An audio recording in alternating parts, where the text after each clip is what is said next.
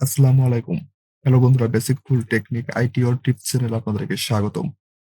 প্রতিবারের মতো আজ একটি ভিডিও নিয়ে আসছি মাইক্রোসফট এক্সেলের। অল্টার প্লাস ইন্টার বাটন দিয়ে ম্যাজিক দেখব। এখন আমি এখান থেকে একটা কলাম বড় করে নিব। আমি এখানে লিখেছি স্কুল, কলেজ, ইউনিভার্সিটি। কমাটা ব্যবহার করেছি। এখন আমরা চাচ্ছি যে কমাটা পর্যন্ত আমি ১ম লাইনে যে স্কুলটা আছে সেটা আমি রাখার জন্য, তারপর ২য় লাইনে কলেজটা আমি রাখার জন্য, তারপর ৩য় লাইনে ইউনিভার্সিটি রাখার জন্য। এখন সেটা আমরা কি করব? তার জন্য আমাদের কমার পরে গিয়ে আমাদেরকে এখানে মাউস দিয়ে ক্লিক করতে হবে। মাউস দিয়ে ক্লিক করার পর আমাদের কলেজটা আছে, সেই কলেজটা আমি এখন লাইনে নিয়ে আসবো। তার জন্য আমাদেরকে alt plus enter button press করতে হবে। তাহলে দেখেন আমাদের যে কলেজটা সেটা আমাদের এখানে ২য় লাইনে চলে আসছে।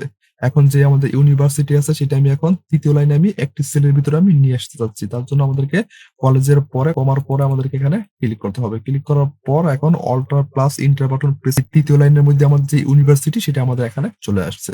এখন একটি খালি জায়গাটা ক্লিক করুন, তাহলে দেখেন আমাদের এক্সেল এর ভিতরে আমাদের স্কুল, কলেজ, ইউনিভার্সিটি এখানে চলে আসছে। আমরা এইভাবে সহজেই একটি সেলের ভিতরে যতটা লাইন দরকার ততটা লাইন আমরা এখানে ব্যবহার করতে পারি। ভিডিওটি ভালো লাগলে অবশ্যই একটি লাইক করবেন। আবার দেখা হবে পরবর্তী ভিডিওতে। ভালো থাকবেন, সুস্থ থাকবেন। সবাইকে ধন্যবাদ।